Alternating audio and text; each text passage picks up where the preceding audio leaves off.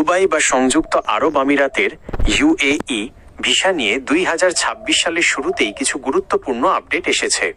বিশেষ করে বাংলাদেশিদের জন্য ভিসার বর্তমান পরিস্থিতি এবং নতুন নিয়মগুলো নিচে সংক্ষেপে তুলে ধরা হলো।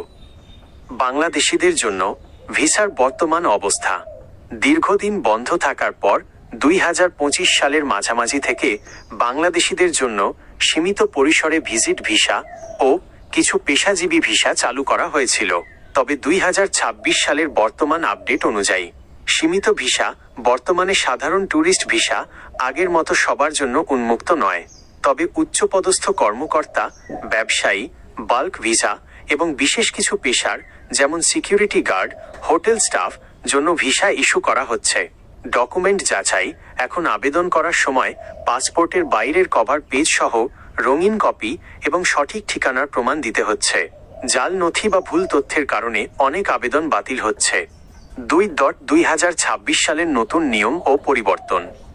সংযুক্ত আরব আমিরাত সরকার 2026 সাল থেকে তাদের ভিসা ব্যবস্থায় বেশ কিছু বড় পরিবর্তন এনেছে।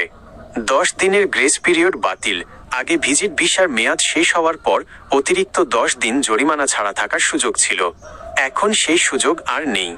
ভিসার মেয়াদ শেষ হওয়ার পরের দিন থেকেই প্রতিদিন 50 দিরহাম করে জরিমানা গুনতে হবে। Visa extension. এখন দেশ না ছেড়েই in country extension visit visa নবায়ন করার সুযোগ দেওয়া হয়েছে। ভিসার ধরন।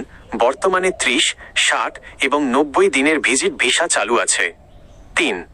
GCC grand tours visa, Schengen style.